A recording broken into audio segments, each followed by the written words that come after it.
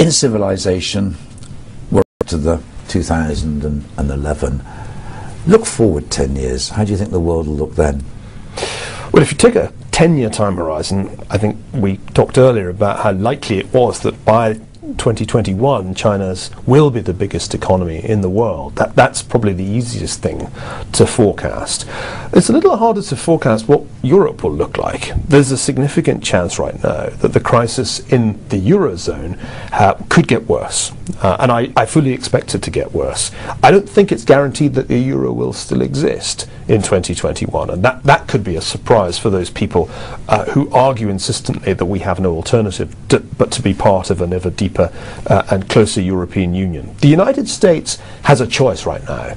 In 2021 we'll know which way it chose. It could go down the route of Europeanizing itself, creating a welfare state that it can't afford, allowing unemployment to become a permanent feature of life for young people, or it could take some tough decisions now and go down the route of revitalizing itself in the way that it did in the 1980s under Ronald Reagan. I don't know which way it'll go. We'll know, I guess, next year who is going to run for the Republican presidency against Barack Obama, and a lot will depend on what the outcome of that race is.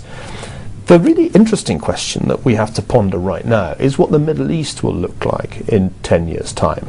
As I said, there's a tiny possibility that could all end very happily with democracies of a Western style emerging in countries like Egypt and who knows even Libya. But I would be very surprised if that happened. I think it's much more alarming to imagine a world in which is no longer a feudal monarchy but is actually an Islamic republic in the same way that Iran became an Islamic republic in 1979.